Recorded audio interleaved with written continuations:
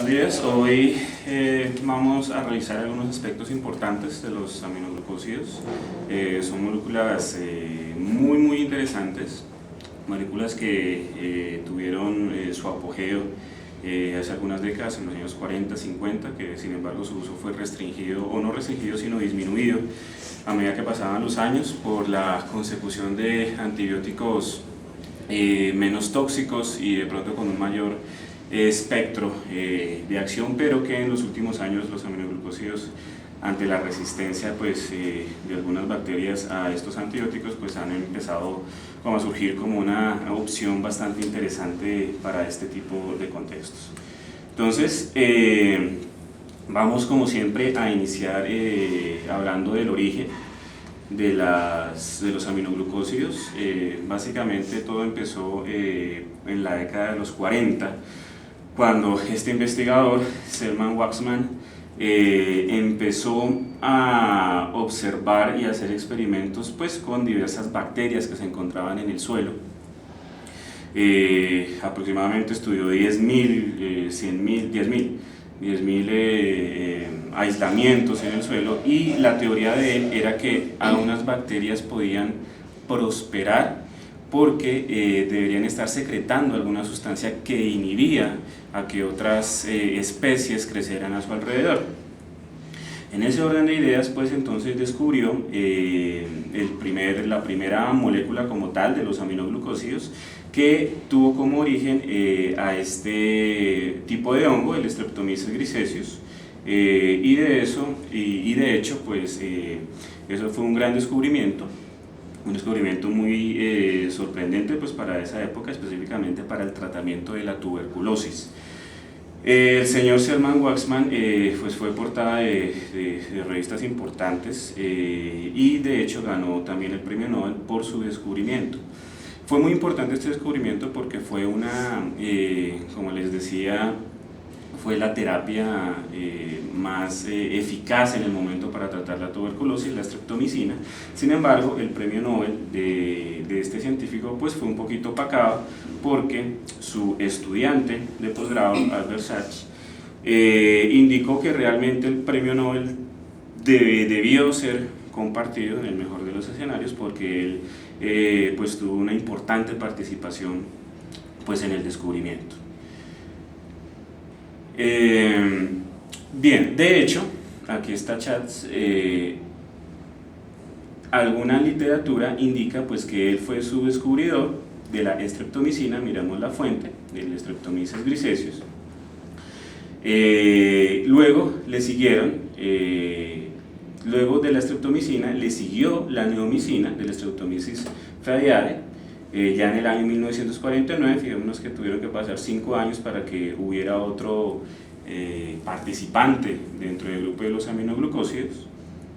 Le siguen luego la paromicina del Streptomyces rhinosus, ya 10 años después.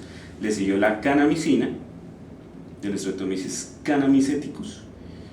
Esas son los aminoglucósidos que se derivan de sustancias naturales producidos precisamente por estos hongos, el Streptomyces.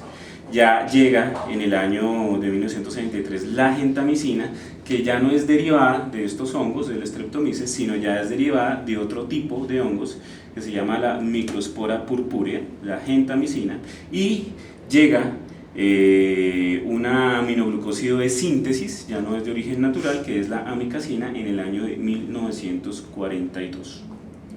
Posteriormente se vuelve a empezar a descubrir ciertas sustancias importantes a través también de las cepas del Streptomyces, como la tobramicina en el año 76, y por último otra aminoglucósido de síntesis, la netilmicina, en el año de 1975. Entonces ahí podemos ver un resumen de los fármacos, su origen, si es del Streptomyces, en la flecha verde, si es sintético, flechas azules, o si es de origen de la microspora, en la flecha naranja. Aquí tenemos su descubridor y pues algunas notas importantes de ellas. Bien, vamos a echar el cuento pues de una manera de corrido, no hay como secciones como tal, porque vamos a ver que echando el cuento de corrido pues uno puede tener más en cuenta el hilo conductor pues, de la charla.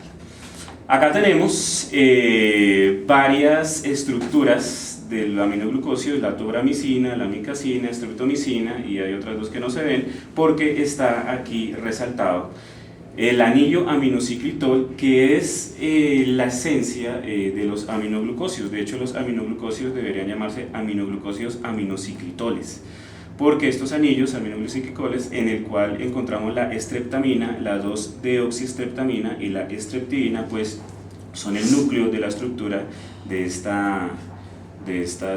grupo de antibióticos. Los aminoglucósidos son estructuras policíclicas glucosídicas. Eso quiere decir que van a incluir anillos de azúcares aminados, ya sean 2 o 3 anillos de azúcares aminados, y un anillo aminociclitol, que son los 3 que estamos viendo en la parte superior de la pantalla, que no son nada más y nada menos que alcoholes cíclicos que están aminados. Entonces podemos ver acá las diferentes grupos funcionales hidroxilo que son cíclicos y que por supuesto están aminados. El más importante anillo aminociclitol es la 2-deoxistreptamina, que hace parte de casi todos los aminoglucósidos excepto de la estreptomicina, la cual el anillo aminociclitol es la estreptamina, pero la mayoría de miembros de este grupo antibiótico pues tiene como anillo central la 2-deoxistreptamina. Para estreptomicina, el aminociclitol, como veníamos diciendo, central es la estreptidina, que estamos viendo acá, mientras que para el resto es la 2-deoxistreptamina. Entonces acá podemos ver la 2-deoxistreptamina en casi todas las moléculas de los diferentes miembros de estos grupos antibióticos que están en la pantalla, exceptuando pues la estreptomicina. Fijémonos que fijándonos muy bien en la estructura química de los aminoglucósidos, que uno puede pasar por alto, fijémonos que es muy importante identificar este anillo aminociclitol que está en la parte roja, y también identificar pues, los azúcares que están adyacentes a este anillo aminociclitol. Son muy fáciles de diferenciarlos porque el anillo aminociclitol pues, no tiene el oxígeno característico que sí se encuentra pues, en los anillos de carácter de azúcar pues, del resto de la estructura de estos antibióticos. La unión glucosídica entre azúcares y ciclitoles es producto de la deshidratación de dos grupos hidroxilos adyacentes. Hasta ahí pues no nos dice nada, pero si miramos esta reacción, fijémonos cómo el aminoglucósido, es decir, los anillos de carácter de azúcar, más el aminociclitol, que es lo que estamos viendo en rojo, van a producir la unión del aminoglucósido, aminociclitol, más una molécula de agua. Entonces podemos ver ahí cómo es que se están uniendo estas moléculas para formar, propiamente dicho, el grupo farmacológico conocido como los aminoglucósidos aminociclitol. El nombre correcto, como les insisto, es aminoglucósido aminociclitol. Sin embargo, pues ya el uso extendido para nombrar a este tipo de fármacos es únicamente aminoglucósidos. Es importante tener en cuenta diversas propiedades de los aminoglucósidos para así poder explicar la farmacocinética que vamos a ver.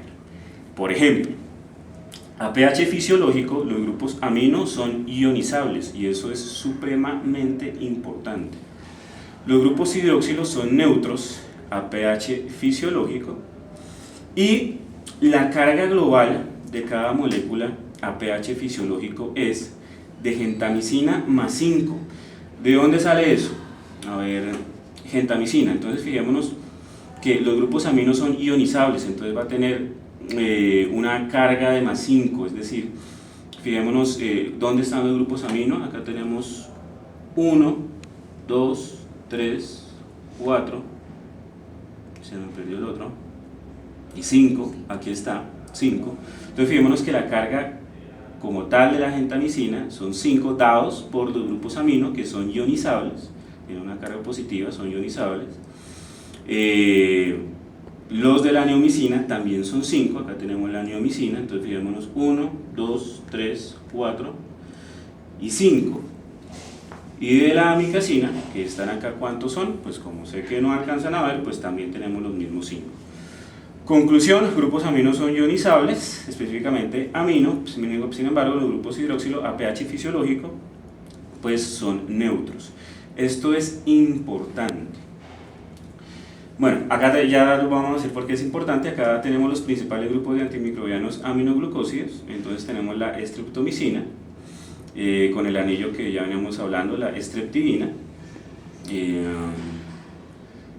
Tenemos como anillo importante la 2-deoxistreptamina, pues a los demás representantes de este grupo farmacológico, las neomicinas, y fijémonos la relación azúcar-ciclitol. Entonces, hay 2 anillos azúcares y un anillo ciclitol, por ejemplo, en la streptomicina. Para el caso de la neomicina, que es la que tenemos acá, vemos que hay 3 azúcares. ¿Dónde están los azúcares? Los que tienen oxígeno, 1, 2 y 3. Y hay un anillo ciclitol, que es el que vemos aquí, resaltado en color morado o violeta. Bueno, este cuento que acabamos de escuchar sobre el carácter, lo que es ionizable los grupos amino a pH fisiológico, es muy importante porque su carácter catiónico, dado su carácter catiónico, entonces los aminoglucósidos son muy solubles en agua, son estables en el medio ambiente y presentan una absorción gastrointestinal menor al 1%. Por eso, allá podemos ver que no se puede dar vía oral, sino que en esencia se tiene que dar por vía extravascular, parenteral. Debido a estas características van a penetrar de una manera muy escasa la barrera hematoencefálica, no van a alcanzar concentraciones terapéuticas útiles en líquido cefalorraquídeo y meninges, tampoco en líquido prostático, y su penetración en el parénquima pulmonar también parece ser reducida. Entonces ahí ya tenemos una característica farmacocinética de los aminoglucósidos. Entonces tenemos una pregunta, la pregunta que les propongo a resolver es: dado que es una molécula tan polar, ¿cómo suficientes cantidades de esta molécula polar cruzan la compleja pared celular de un gram negativo para llegar al ARN ribosomal? ¿Cómo lo hace? Si es tan polar, ¿cómo llega hasta lugares intracitoplasmáticos a hacer su acción? Entonces, opción A, por ósmosis; opción B, por fagocitosis; opción C, por uniones iónicas superficiales; opción D, por fases dependientes de energía. ¿Quién vota A? ¿Quién vota B? Nadie, 0%. ¿Quién vota C? C, 1%. Mentira, 33%. D, por fases dependientes de energía. A mí me gusta la D. Sí, ahorita. 66% D. Pues todos ustedes tienen razón, porque A es la C y la D, ambas. Sí. Muy bien. Entonces, la pregunta es: ¿cómo van a ingresar a la célula? ¿Cómo?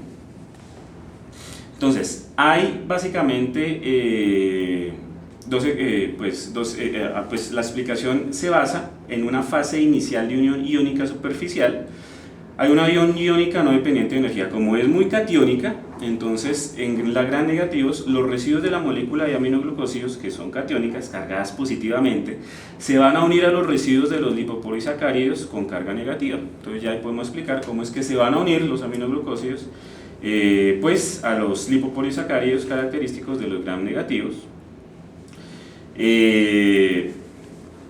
aunque en la literatura se puede encontrar, y uno únicamente puede leer, que se basa a través de porinas, pero realmente no hay consenso, ya que se señala la existencia de otros mecanismos, principalmente por el tamaño. Son moléculas grandes, como vimos en las estructuras de las diapositivas iniciales. Y se ha planteado que la interacción entre el aminoglucósido y los cationes divalentes que tiene también el lipopolisacárido van a producir una modificación de la membrana externa de las bacterias, que van a aumentar, de esta manera van a aumentar su permeabilidad. Entonces este hecho ha dado el origen al concepto de autopenetración.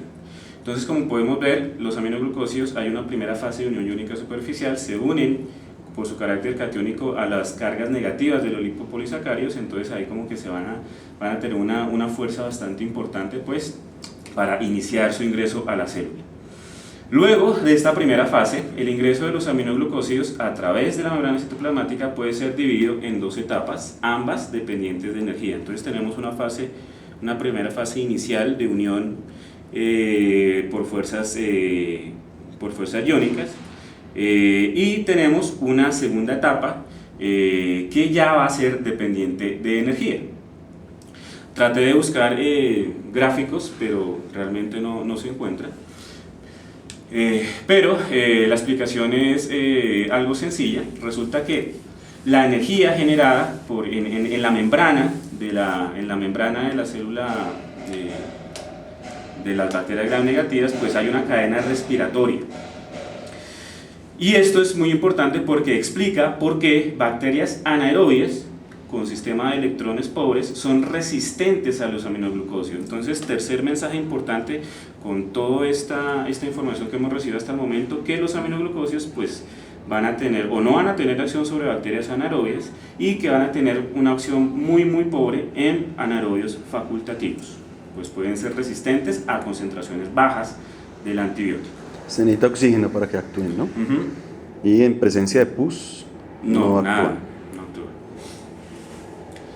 Hay una fase 2 dependiente también de energía. Hay una primera fase dependiente de energía, como ya vemos por la cadena transportadora de electrones en la membrana citoplasmática de la célula, y hay otra fase 2 en la cual hay una entrada masiva del antimicrobiano. Entonces ya se pudo entrar una parte del antimicrobiano y resulta que ahí dentro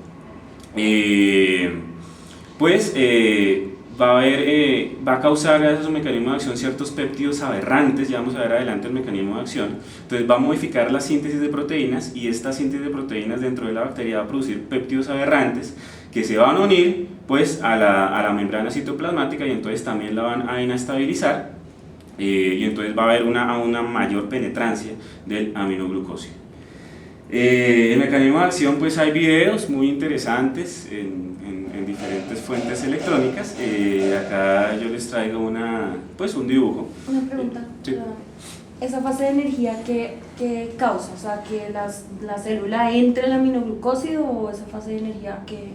Entonces primero se va a unir a los lipopolisacáridos cargados negativamente, y su entrada va a depender precisamente de esta cadena respiratoria en la membrana citoplasmática.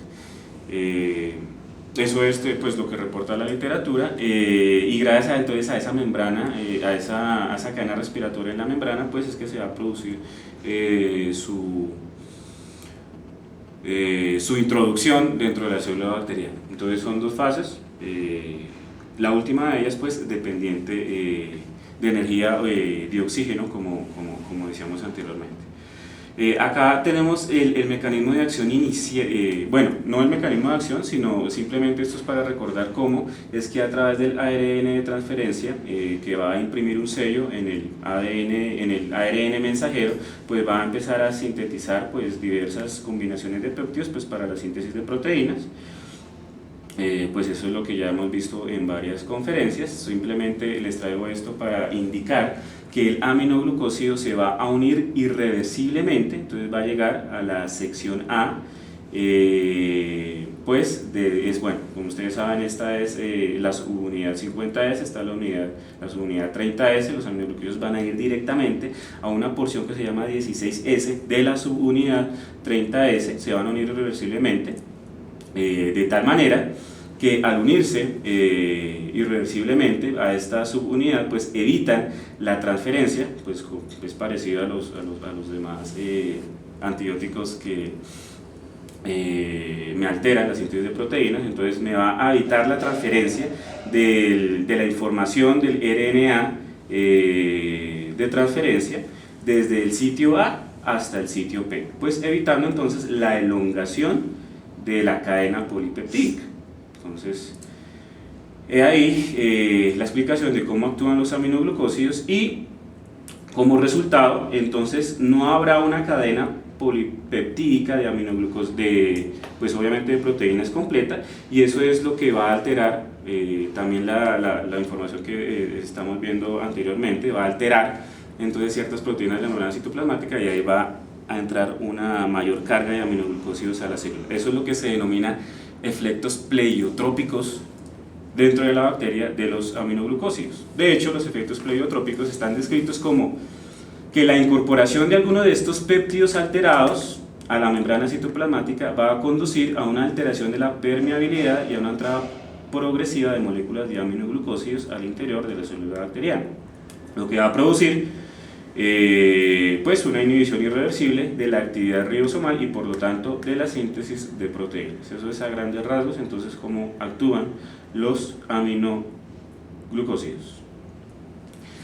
Tenemos que hablar de mecanismos de resistencia porque de hecho pues hace algunas décadas empezó a haber resistencia gracias al uso extendido pues, de esos antibióticos. Aquí vamos a explicar de una manera sencilla cuáles son estos mecanismos de resistencia. Acá tenemos que los mecanismos de resistencia se van a unir o se van a dividir específicamente pues, en dos grupos, unos pues, que están dentro de la célula como por ejemplo el eflujo del antibiótico, aunque vamos a ver que esto no es a grandes rasgos algo principal como mecanismo de resistencia. Vamos a ver que los mecanismos principales de resistencia van a estar dados por ciertas enzimas propias de las células bacterianas que me van a alterar la estructura de los aminoglucósidos y por lo tanto una función errónea de los mismos.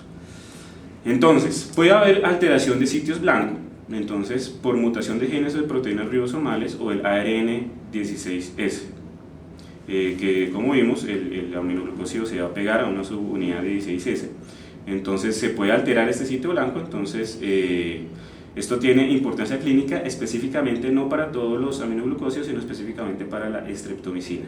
El otro mecanismo de resistencia que se encuentra es la acumulación reducida intracelular del compuesto y esta disminución es observada específicamente en pseudomonas y en otros bacilos gram negativos no fermentadores puede explicarse por la impermeabilidad de la membrana externa causada por varios factores como cambios en las proteínas de la membrana externa. Entonces pueden alterar los lipopolisacáridos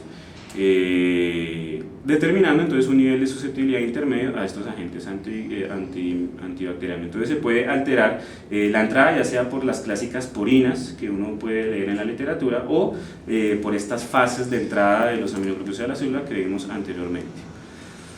Bien, también se ha descrito que en ciertas especies mutantes existe alteración del acoplamiento de la síntesis del ATP con el transporte de electrones, lo que estamos viendo en la fase dependiente de energía, produciéndose una disminución de la entrada del antimicrobiano a la bacteria y recientemente, hace alguna década, también se ha descrito resistencia mediada por el flujo, como comentamos hace algunos momentos.